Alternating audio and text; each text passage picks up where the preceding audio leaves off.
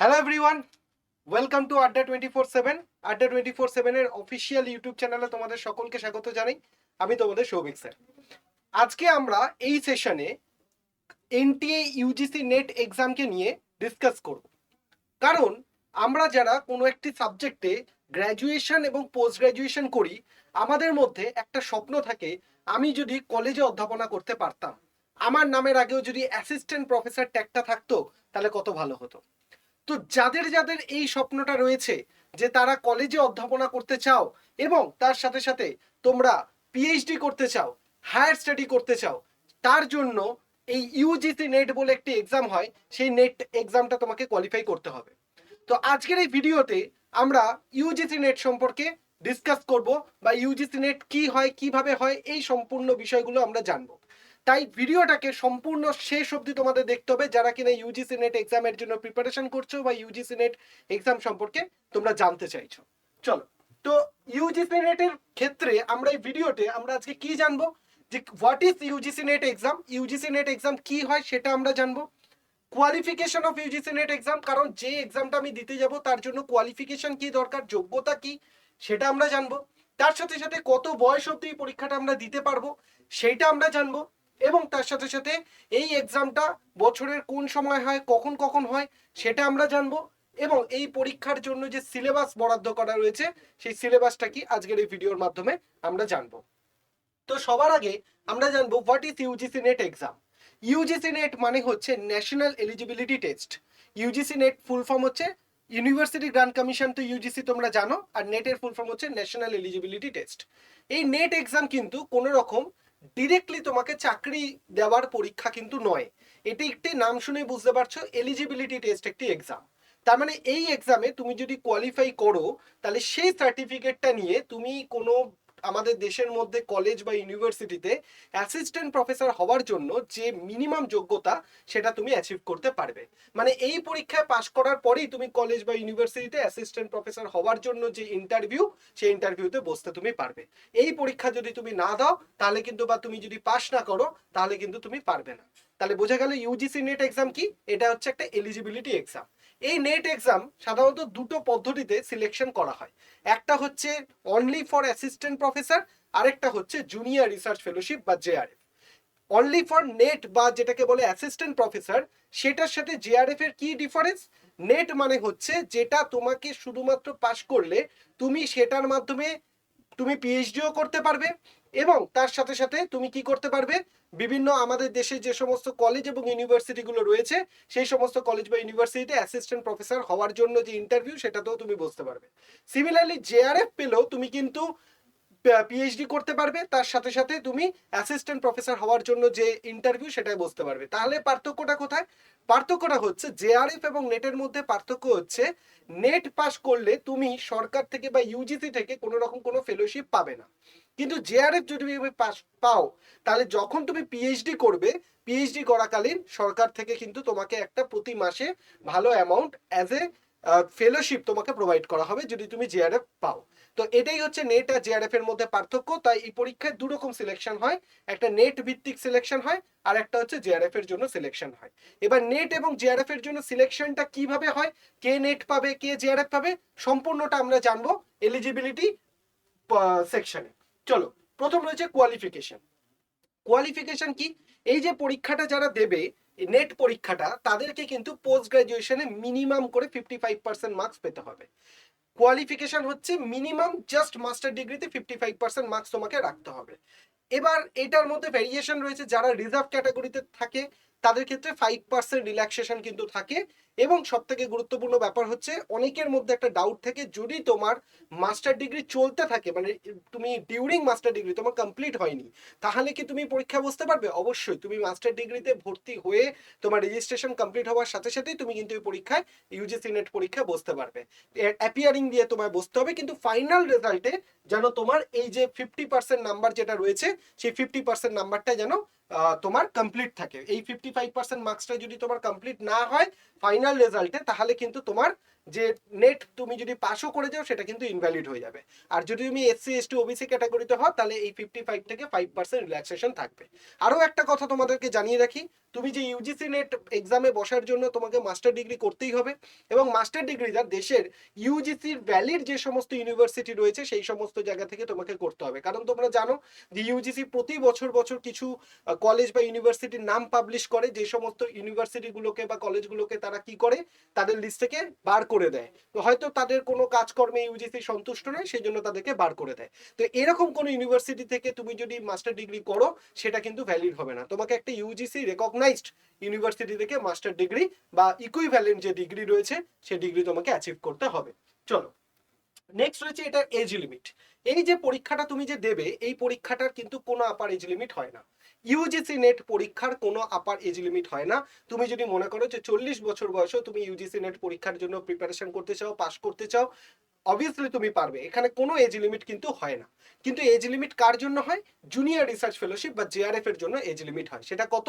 সেখানেও ভেরিয়েশন রয়েছে। যদি তুমি মেল জেনারেল ক্যান্ডিডেট হও, মানে মেল হতে হবে প্লাস জেনারেল ক্যান্ডিডেট হও, তাহলে 30 বছর অবধি তোমার পরীক্ষাটা জেআরএফ এর জন্য তুমি অ্যাটেম্প করতে পারবে। নেটের জন্য তুমি সারা বছর অ্যাটেম্প করতে পারবে, সারা জীবন, কোনো অসুবিধা নেই। কিন্তু জেআরএফ এর জন্য যদি মেল জেনারেল হও তাহলে 30 বছর অবধি তুমি অ্যাপ্লাই করতে পারবে।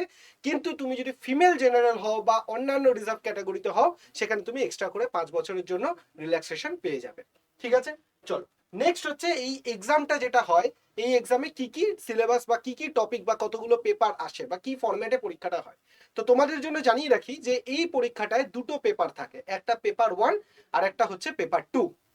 এবং পেপার 1 পেপার 2তে টোটাল কতগুলো কোশ্চেন থাকে? পেপার 1টায় থাকে 50টা কোশ্চেন এবং পেপার 2 এর থাকে 100টা কোশ্চেন। পেপার 1 এ 50টা এবং পেপার 2 এ থাকে 100টা কোশ্চেন। এবং দুটো পেপারই কিন্তু একসাথে পরীক্ষা হয়, একই সাথে হয়। পেপার 1 এবং পেপার 2 মিলিয়ে যে টোটাল 150 খানা কোশ্চেন তোমাকে দেওয়া হবে। পেপার 1 এ 50টা, পেপার 2 এ 100টা, এই টোটাল 150টার জন্য কিন্তু তোমাকে 3 ঘন্টা সময় দেওয়া হবে। পেপার 1টা আর পেপার 2 এর মধ্যে পার্থক্য কোথায়? পেপার 1টা হচ্ছে সমস্ত সাবজেক্ট, কেউ ধরো বাংলায় পরীক্ষা দিচ্ছে, ইংরেজি, কেউ ধরো হিস্ট্রি, জিওগ্রাফি, তো সমস্ত সাবজেক্টের ক্ষেত্রে পেপার 1 এর সিলেবাস সেম হয়। কিন্তু পেপার 2 এর ক্ষেত্রে আলাদা আলাদা সাবজেক্টের জন্য আলাদা আলাদা সিলেবাস তোমরা দেখতে পাবে। টোটাল মোটামুটি 82 খানা পেপার 2 এক্সাম কন্ডাক্ট করে। টোটাল 82 খানা সাবজেক্ট তুমি দেখবে, তো প্রত্যেকটার জন্য আলাদা আলাদা সিলেবাস তুমি দেখতে পাবে। কিন্তু পেপার 1 এর যে সিলেবাস সেটা কিন্তু সব জায়গায় কমন। আরো কতগুলো জিনিস জেনে নাও। পেপার 1 এর ক্ষেত্রে সিলেবাসে 10টা ইউনিট তুমি পাবে, পেপার 2 এর ক্ষেত্রেও কিন্তু সিলেবাসে তুমি 10টা ইউনিটই পাবে। ঠিক আছে, দুটোই 10 করে টোটাল 20টা ইউনিট তুমি পাবে। এবং এই পরীক্ষায় সব থেকে ইম্পর্টেন্ট, কোনো নেগেটিভ মার্কিং নেই। মানে 150টা কোশ্চেন তোমায় দেওয়া হবে, পার কোশ্চেনে 2 মার্কস করে, টোটাল 300 মার্কস, মানে 300 নম্বরে পরীক্ষা হবে। সেই 300 নম্বরে কিন্তু কোনো কোশ্চেনে নেগেটিভ মার্কিং নেই। তুমি যদি আন্দাজও মেরে দিয়ে আসো, সেটা যদি ঠিক হয় নাম্বার পাবে, ভুল হলে কোনো নেগেটিভ মার্কিং নেই, জাস্ট নাম্বারটা কাউন্ট হবে না। তো এটা হচ্ছে সব থেকে গুরুত্বপূর্ণ ব্যাপার। তো এই যে দুটো পরীক্ষা, পেপার 1 এবং পেপার 2, এই দুটো পেপারের নাম্বারের ওপর বেস করে, টোটালের ওপর বেস করে কিন্তু তোমার ফাইনাল রেজাল্টটা হবে। নেট পরীক্ষায় পাস করতে গেলে মিনিমাম তোমাকে 40% নাম্বারকে পাস আনতে হবে পেপার 1 পেপার 2 মিলিয়ে। কারণ 40%-এর নিচে যদি তুমি নাম্বার পাও তাহলে কিন্তু তোমার মেরিট লিস্টে নামই থাকবে না, মেরিট লিস্ট বানানোই হবে না তোমাকে নিয়ে। তুমি 40%-এর অ্যাবভ যদি তুমি পাও তাহলে কি হবে, মেরিট লিস্টে তোমার নামটা কাউন্ট হবে। এবার মেরিট লিস্টে যতগুলো ক্যান্ডিডেটের নাম আসলো তার মধ্যে বেস্ট 6%, মানে একদম টপ 6%-এ যারা থাকবে তারা কোয়ালিফাই করবে for assistant professor or only NET. আর যারা টপ 1%-এ থাকবে তারা কোয়ালিফাই করবে junior research fellowship or JRF এর জন্য। ঠিক আছে, তাহলে পেপার 1 পেপার 2 আলাদা করে কিন্তু হয় না, আলাদা করে পরীক্ষা হয় না, একসাথে পরীক্ষা হয় 3 ঘন্টা টাইম, এবং দুটো পেপার মিলিয়ে কিন্তু তোমার একসাথে রেজাল্ট হয়। এমন নয় যে পেপার 1 আলাদা পেপার 2 আলাদা, তা নয়, দুটো পেপার মিলিয়েই একসাথে তোমাদের কি হবে, রেজাল্টটা কিন্তু হবে। ঠিক আছে, চল নেক্সট হচ্ছে দেখে নাও যে এই পরীক্ষাটা কখন কখন হয়। এই পরীক্ষাটা দুটো টাইমে হয়, একটা হচ্ছে জুন টাইমে হয় আর একটা হচ্ছে ডিসেম্বর। এরকম নয় যে এই পরীক্ষাটা তোমাকে একবার যদি তুমি পাশ করতে না পারো তোমাকে আবার একটা গোটা বছর অপেক্ষা করতে হবে, তা নয়। বছরে দুবার এই পরীক্ষাটা হয়, একটা জুন সেশনে হয় আর একটা হচ্ছে ডিসেম্বর সেশনে হয়। জুনের মোটামুটি মিড অফ জুন, ডিসেম্বরের ক্ষেত্রে মিড অফ ডিসেম্বরে তুমি প্রতি বছরে দুবার করে এই পরীক্ষাটা অ্যাটেম্প করার সুযোগ পাবে। তাই তোমার জন্য এই পরীক্ষাটা অনেক বেশি সুবিধা দিচ্ছে। কেন? কারণ প্রথম কথা, মাস্টার ডিগ্রি চলাকালীন তুমি অ্যাটেম্প করতে পারবে। দ্বিতীয় কথা হচ্ছে তুমি বছরে দুবার করে সুযোগ পাবে। তাই কতবার তুমি ফেল করবে, কোনো না কোনো সময় তুমি যদি লেগে থাকো, সুযোগও বেশি, সময়ও বেশি, তুমি কিন্তু পাশ করে যাবেই। চলো নেক্সট দেখো, এই পরীক্ষার যে সিলেবাস সেটা আমরা দেখি। আমি তোমাদেরকে কি বলেছিলাম, দুটো পেপার থাকে, পেপার 1 এবং পেপার 2। পেপার 1 এর ক্ষেত্রে সিলেবাসের ক্ষেত্রে 10টা ইউনিট থাকে, পেপার 2 এর ক্ষেত্রে 10টা ইউনিট থাকে।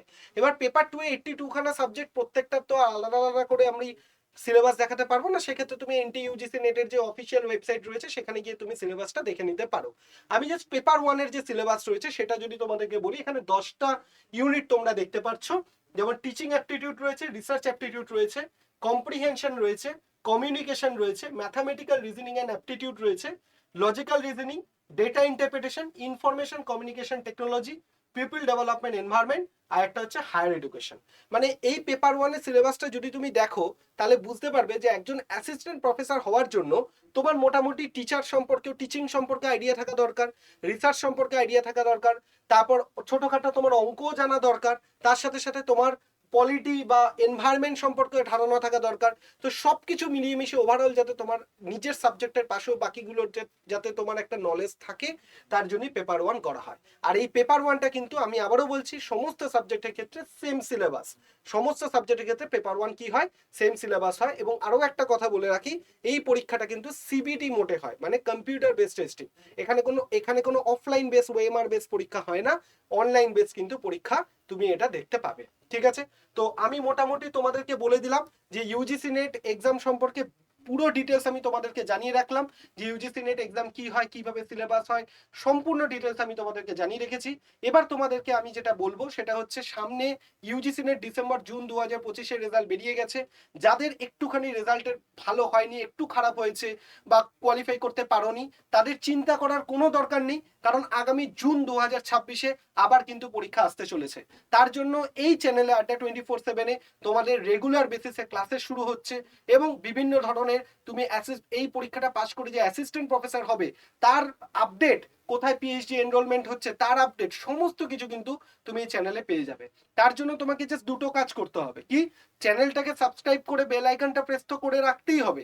তার সাথে সাথে এই যে নাম্বারটা স্ক্রিনে তোমরা দেখতে পাচ্ছ, 8159916685, এই নাম্বারে জাস্ট একটা হাই লিখতে হবে।